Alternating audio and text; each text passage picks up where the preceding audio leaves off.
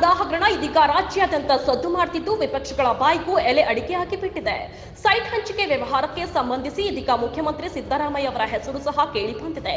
ಅವರ ಪತ್ನಿ ಪಾರ್ವತಿ ಅವರ ಹೆಸರಲ್ಲಿ ಮೂಡಾ ಸೈಟ್ಗಳನ್ನು ಅಕ್ರಮವಾಗಿ ನೀಡಲಾಗಿದೆ ಎಂದು ಆರೋಪಿಸಲಾಗಿದ್ದು, ಈ ವಿಚಾರದ ಕುರಿತು ರಾಜ್ಯದೆಲ್ಲೆಡೆ ಭಾರೀ ಸುದ್ದಿಯಾಗಿದೆ.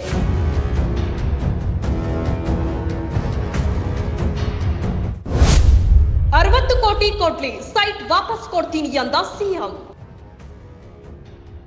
ಮೈಸೂರು ನಗರಾಭಿವೃದ್ಧಿ ಪ್ರಾಧಿಕಾರದ ನಿವೇಶನ ಹಂಚಿಕೆ ವಿಚಾರದಲ್ಲಿ ಭಾರಿ ಅಕ್ರಮ ನಡೆದಿದೆ ಎಂದು ಆರೋಪಿಸಲಾಗಿದೆ. ಮೂಡಾ ಹಗರಣಕ್ಕೆ ಸಂಬಂಧಿಸಿ ಪ್ರತಿಕ್ರಿಯಿಸಿರುವ ಸಿಎಂ ಸಿದ್ದರಾಮಯ್ಯ ಅವರು ಕಾನೂನುಬದ್ಧವಾಗಿಯೇ ನಿವೇಶನ ಹಂಚಿಕೆ ಆಗಿದೆ ಎಂದು ಸ್ಪಷ್ಟನೆ ನೀಡಿದ್ದಾರೆ. ನನ್ನ ಪತ್ನಿಗೆ ತವರು ಮನೆಯಿಂದ ಬಳುವಳಿಯಾಗಿ ಬಂದ ಕೆಸರೆ ಸಮೀಪದ 3 ಎಕರೆ 16 ಗುಂಟೆ ಜಮೀನನ್ನ ಮೈಸೂರು ನಗರಾಭಿವೃದ್ಧಿ ಪ್ರಾಧಿಕಾರವು ಸೈಟ್ ಮಾಡಿ ಬೇರೆಯವರಿಗೆ ಹಂಚಿಕೆ ಮಾಡಿದ್ದು, ಅದಕ್ಕೆ ಪರ್ಯಾಯ ಜಮೀನು ನೀಡಿದ್ದು ಕೂಡ ಬಿಜೆಪಿ ಸರ್ಕಾರದ ಕಾಲದಲ್ಲಿ. ನಾನು ಅಧಿಕಾರದಲ್ಲಿದ್ದಾಗ ಜಮೀನು ತೆಗೆದುಕೊಳ್ಳಲು ಹೋಗಲಿಲ್ಲ. ಹಿಂದಿನ ಬಿಜೆಪಿ ಸರ್ಕಾರವೇ 50-50 ನಿಯಮ ರೂಪಿಸಿ ಕಾನೂನುಬದ್ಧವಾಗಿ ಪರ್ಯಾಯ ನಿವೇಶನ ನೀಡಿದೆ. 3 ಗುಂಟೆ 16 ಎಕರೆಗೆ ಎಷ್ಟಾಗುತ್ತೆ? 60 ಕೋಟಿ ಆಗುತ್ತೆ. ಕೂಡಲೇ ಸೈಟ್ ವಾಪಸ್ ಕೊಡ್ತೀನಿ ಎಂದು ಸಿಎಂ ಸಿದ್ದರಾಮಯ್ಯ ಹೇಳಿದ್ರು. ಇದರಲ್ಲಿ ತಪ್ಪೇನಿದೆ ಎಂದು ಪ್ರಶ್ನಿಸಿದ್ರು. ನಾವು 3 ಎಕರೆ 16 ಗುಂಟೆ ನಮ್ಮ ಜಮೀನನ್ನು ಅವರು ಆಕ್ರಮಿಸ್ಕೊಂಡ್ಬಿಟ್ಟಿದ್ದಾರೆ.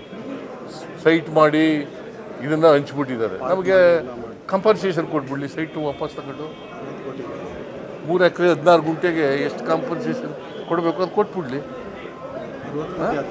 60 ಕೋಟಿ ಆಗುತ್ತೆ,